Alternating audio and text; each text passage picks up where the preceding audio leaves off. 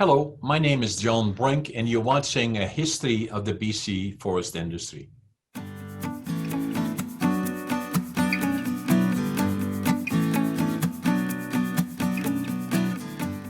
Hello, thank you for joining us today. I'm joined today by a special guest. His name is Jan Hedberg. In fact, we had him as a guest in May of this year, about 4 months ago already. And something interesting about Jan, he's joining us from Sweden, in fact, from Sunsvale. And I spent some time in Sunsvale, an amazing area there, lots of forest industry around it. And Jan is the founder and the CEO of Skogs Resort, which is an organization of forest-related companies. So we'll have him tell us a little bit about it. So I'm very excited about the interview. I've known Jan for quite a while because he does annual tours and has done about 10 of them here in our area, and then always makes a point of stopping by here in Prince George and reacquainting ourselves but because of the COVID right now, in the last 2 years, they have not been, but I always kind of look forward to it. So with that, Jan, welcome to the show. Thank you, John. Thank you for inviting me for this. Nice to see you when we can't meet you. We have met you every year since 2010. Last 10 years, I have met you in Prince George, so I'm glad to see you here now. Yeah, and then when you come down here, you usually have a busload of people that are involved in the forest industry in Sweden, and then you give a tour of the group through Canada, or the western part of Canada, to look in the forest industry in particular. It is very, very exciting because a lot of the people are familiar with the industry, always know about Canada, and then we have the opportunity to give a tour around the Prince George area and talk about the history. So I'm always excited about it and looking forward to it.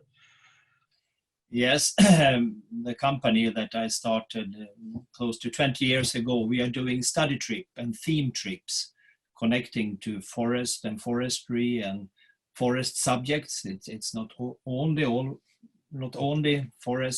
forestry, can be also some other agricultural subjects, and also visiting World Heritage and other tourist places. But we have been to more than 27 countries and more than 100 tours since we started. Wow. So how many members does Skogs, am I saying it right, Skogs Resort have? Yeah, it's right with Skogs Resort, and if you translate it, it's forest tours. Right. And it's not members, it's private people, it's company people, and it's people that are not connected to forestry as well, that they like this kind of tours because it gets a broader perspective of a country. When you go abroad, you meet people that are working, are productive, they're working with production, what the ground is giving. It could be forest, could be agriculture. So many people, more and more people finds us because it gets a broad perspective when we are doing the tours in other countries. So the tour in particular going to Western Canada is quite popular, right? Yes, I would say especially Canada, because many Swedes have a dream of Canada, and quite many people in these groups are hunters, and they have been growing up during a time when you have been reading books about trapping and gold rush and those kind of things. You have heard it through older generations, and to come once to Canada, that's a dream for many people.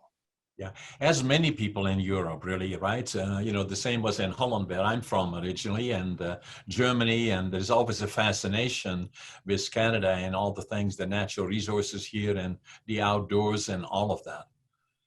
Yes, exactly. Just for the public, we will show a map here of Europe, that where you can see the distribution by the green area of the forest industry, or the forest in the Europe where what we are talking about. You see Sweden on the left there, and then Russia, and then Central Europe. There is a lot of forest around Europe, and then all of that may be affected. So my question is that, how about Russia, which likely has the largest amount of forest softwood lumber in particular anywhere in the world? How are they affected by the beetle, if at all? Actually, I don't hear any information or news from Russia about the problem with insects. So, but for sure they should have some problem as well. But they are also more north. We can see in Sweden it has been going every year. It goes more and more north. And if you look in for the taiga, the whole taiga, the boreal forest in the world, it's the biggest land ecosystem that we have on land. And 10% is in Sweden, Finland. You have 30% in North America, and Russia have 60%. So it says that there's huge volumes and areas. And you can see that really on the layout that you have provided with the maps. The boreal forest, it kind of points it out. You know, where does the boreal forest start? At what point on the map? It starts in about Stockholm level. If you have Stockholm, and then it goes over southern Finland and then into Ural Mountains. So if you see on the map that all this dark green, that is boreal coniferous forest. And if you go south of that, you have a combination of coniferous forest with broadleaf trees and leaf trees. And if you go east of Ural Mountains, you have the biggest area of the taiga. So what we see here on the map is just the European part. So east of Finland then? Yeah, Finland borders up against the Russia area, right? Yeah. So most of Finland is boreal forest, taiga forest. Yeah, and then the species there, just for our public that are watching, is not unsimilar to what we have here in central British Columbia. No, we have, if we take Sweden as if we compare Sweden, is 41% is spruce, and 40% is pine, and 13% is birch.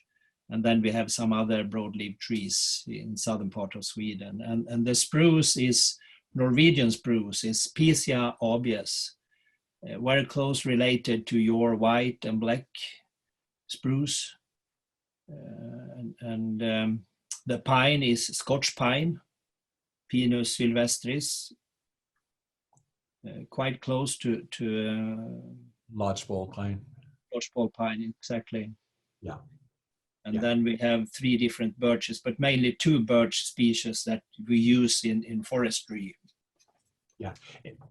Other thing that I find so interesting, I have been very fortunate to have spent. I was born in Holland, and my dad was managing a small lumber company, and so that was going to be my career. And then I got trained as a furniture maker. But in all that, and then I worked for one of the largest importer from Western Europe, a company by the name of William Pond.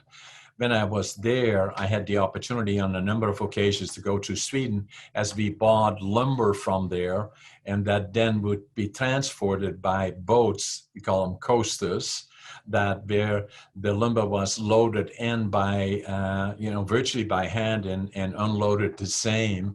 But the amazing part about Sweden is that it had a very vibrant lumber industry, but even they went through a major transition probably now 15, 20 years ago, when they had to change the industry where it became too dependent on a particular market and had to find new ways to add more value to the resource and in fact change the industry, where now it has become the example of a forest industry emerging from challenges to a whole new area of becoming extremely successful. Yes. um, it has been going through a big change, and it's still, if we take Sunsvale as an example, we have a big company, SCA, one of the two biggest private companies, and they announced last week that they need to shut down paper paper mill here in Sundsvall with the name Ortvik, and 600-700 people will lose their job. Some can get new employment in research and development for future, but the magazine and the newspaper market has been going down very rapidly last years, and many mills are shut down. And there was another mill announced last week also in southern part of Sweden. So we are in a transition. So the pulp mill going down in Sunsvale, correct me if I'm wrong, is more related to the market changing, where we go from a print media, meaning newspaper and paper-based information, to more the internet and that type of way of receiving information. It is not the lack of fiber, but more or less a market that was there at one time is starting to disappear. Would that be the right analysis? Yes, I think that's, but it's not the pulp mills. The pulp mill, we have a pulp mill also here that has been growing last 3 years. It has been double the size in tonnage, from 450 to 900 ton. But this is the magazine paper. And if you go back some years, the newspaper mills in Sweden have been shutting down one after each other. And now it's more going into the magazine products as well. And they can switch over. They will try to do other kind of pulp and also more bioenergy. So finding new use for the fiber, but we don't have that we are losing fiber in the forest. We still have these volumes, and they are growing. Actually, we haven't had so much volume in Sweden ever as we have today. And that's an interesting discussion, because what we have is a declining annual allowable cut from during the period between 2000 2015 and somewhat beyond, when the pine beetle raised havoc through the interior of the province. We lost probably 75-85% of all the pine beetle, and now we are looking at a sizable reduction from a high of 80 million cubic meters annually to something about half that, or around 40 or 50 million cubic meter annual allowable cut. And so we have to become more proactive. And how do we, and again, as I talk to you, and we will show that to the public as well, I have in my hands a comparison to the forest economics between Sweden and BC. That shows the size of commercial forest land is virtually the same. Total volume logged substantially higher in Sweden. And this one was done in 2012, and the data was around 2010. It is even more now. And the value produced from it in terms of dollars is amazing how much difference there is between Sweden and Canada, or between Sweden and BC. And so it is one of the areas that I feel so strongly about, is that how do we, our working land base, forest land base, about equal to Sweden, how do we invest in our land base to again grow more fiber per hectare than we did before? And and I believe we have to invest on that more to bring the amount of timber available for manufacturing up to a curve that is rising, not falling. I don't have a simple answer on that, but we have a very intensive forestry in Sweden. We plant quite dense, 2,500-3,000 plant per hectare, and we will try to do 2 pre-commercial thinning, pre-commercial thinning, and then 3 commercial thinning. And I think we maybe are starting to drop that intense a little, but I know in Canada when we're visiting you nearly don't do any kind of thinning. You just do a clear cut and then you plant and then you wait for to come up. And for the benefit of our people that are watching, the ownership of the timber, and we will show you a slide that will show that in Sweden, that is substantially higher, where in BC, the ownership of the timber is like 98% is owned by the Crown, and where in Sweden it is something substantial. I'm looking for the slide here and we will show it. For, 50% is privately owned, yeah. and then we have about 25% bigger companies, and then we have the state 17, 18, and then there is some other ownership, the church and municipals and so on. So there is a balance between family forestry. We have about 330,000 small woodland owners that have 50 to 70 hectare in average. So the difference is that, virtually 83% of it is owned privately in some form or fashion, or in 17% by the Crown. And it creates much more of an incentive to do post-planting thinning and making sure that they get the maximum amount of growth per hectare out of that land base, right? Yes, I think that's one of the answer on the question. And this is also for many generations. Some of the family forestry people that follow me on the tours to visit you and have been listening to you, they have their land for 10, 12 generations.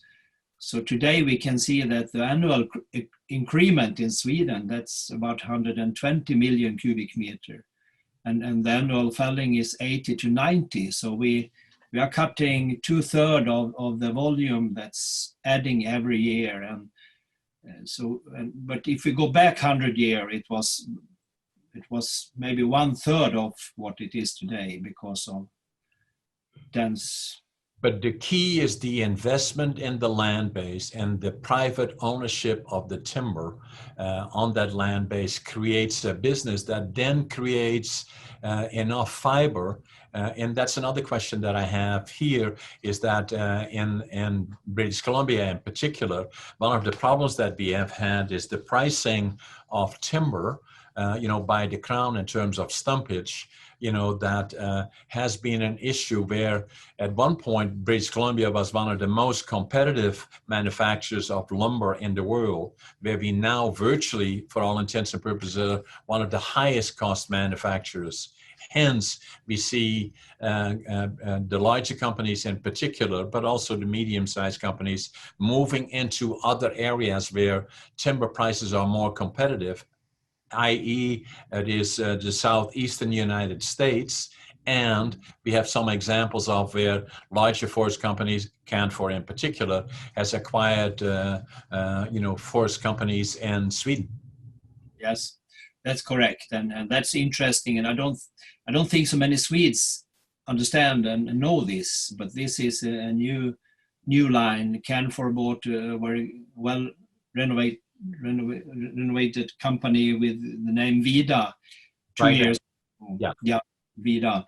And Vida bought another company called Berries here. Correct. This summer. So they are expanding into the Swedish market, and I think we have quite good knowledge, and we have quite a lot of standing volume for the future. And the discussion we have in Sweden is also that many people think that the forest and forestry are the solution for the development of bioeconomy in the future. Everyone want to have the forest.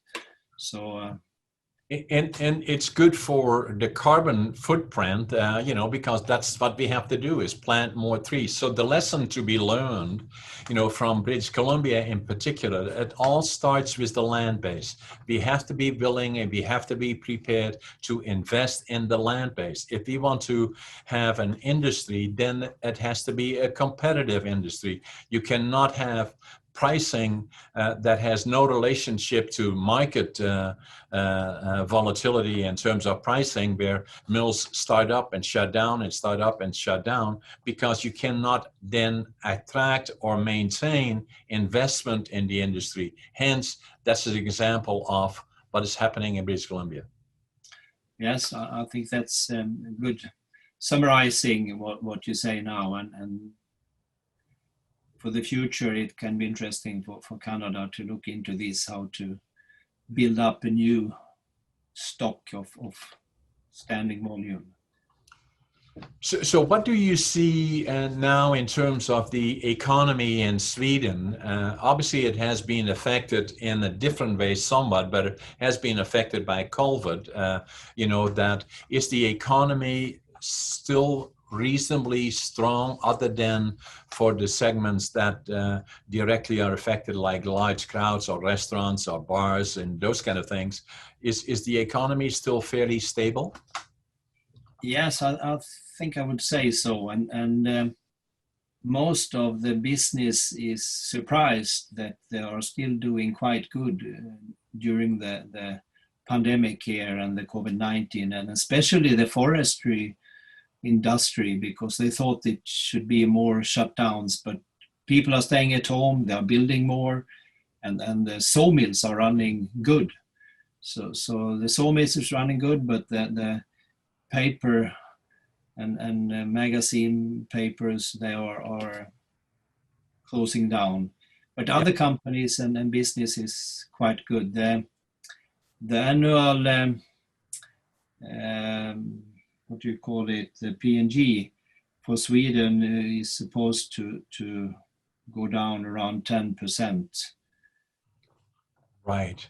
And then the other thing that happens in Sweden is that, they are in the lumber industry. When I remember I was involved in Holland in particular in the 60s, early 70s, most of the lumber that was manufactured was kind of dimension, but not much further manufacturing. And I believe that, and I try usually to go back to Europe about twice or three times a year pre-COVID, and still kind of touch base with people that I knew in the industry and maintained contact with them, is that what has happened with the industry there, it has evolved in much more value-added manufacturing, and rather than selling dimension, they're manufacturing much more finished products. Yes, we do. So we have added more value to the fiber in the last 30 years, and we're also cutting more. The sawmills is close to double cutting volume since the 1990s. But we are still having this discussion that we should add even more, making more furnitures and adding more. But what I can see when I compare with Canada, I see that we have more hands-on before it leaves Sweden. And one important and interesting thing in this way is that about the net income for Sweden is about every tenth of the net incomes to Sweden is from forestry. So 10 Swedish crowns out of 100 is coming from forestry, roughly. And that makes a very, very strong statement in terms of the economic driver to a large extent in terms of employment, and the gross domestic product comes from the forest industry. It's not declining, it is growing.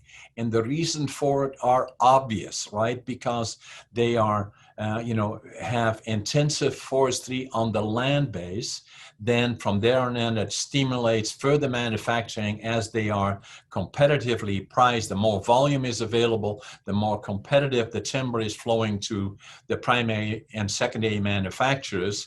And then at the same time, that adds more stability to the industry, attracts better people to the industry, and then it is a growing industry, not a declining. The likelihood is we'll see more and more and more of that.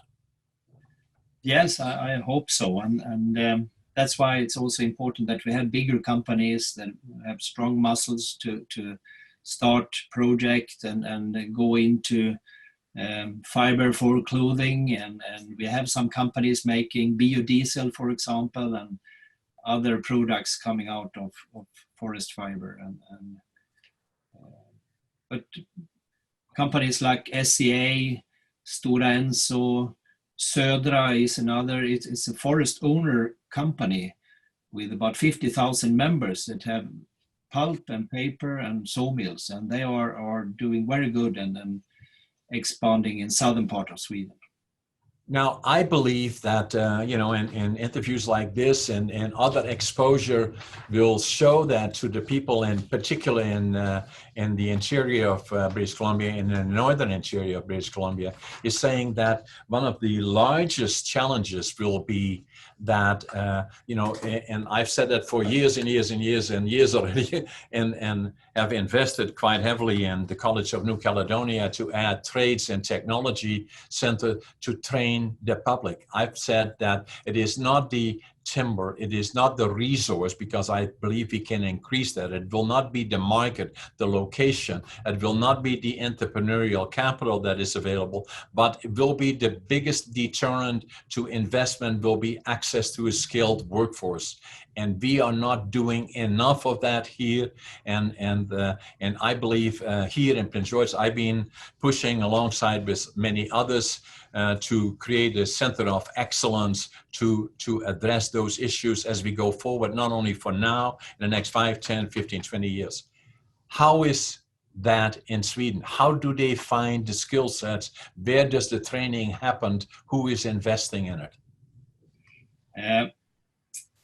Some of the bigger companies, I think they are trying to lead this, but we have problem also to find skilled people and also to get enough students to educate and to choose education for forestry. We have seen some problems. It seems to be a little better now, a couple of years, but there is a big competition with other engineer educations and also the hands-on work in the forest to do pre-commercial thinning, those kind of job, planting. We got people from Baltic countries that are coming up for seasonal work. So that's a help also for us. So Jan, all this time goes far too quick. We are ending or be getting close to the end of the show. Is there anything else that comes to mind before you go? And again, we certainly have to do this again. So I hope to again contact you probably in the next 4 to 6 months to kind of get an update and kind of stay in touch, because they're from the other side of the world that has so many things in common with us. It is a delight to have you with all your knowledge, sharing this with the people in our region that are going through a transition. That Sweden is a good example. We will include in this presentation slides that will show that. And again, I appreciate you taking the time. It is now in Sweden about 7 o'clock in the evening. I probably used up your dinner time, so I wish you all the best, Jan, and thank you for being my guest. Thank you for joining us today. We were joined by Jan Hedberg from Sunsvale in Sweden. Jan has been a guest on our show before. He's, in my opinion, an expert in the forest industry from Sweden in particular. We are talking about the difference between Sweden and BC in particular as the things they do and what we are doing. They are going through a transition, but have already for the last 20, 30 years gone from a very, very difficult time into further manufacturing. They also have addressed the issue of timber. How do they grow more timber and spending and more capital in the land base? And the results from that have been astounding, in my opinion, and it certainly can teach us lessons. So again, thank you for joining us, and we see you next time.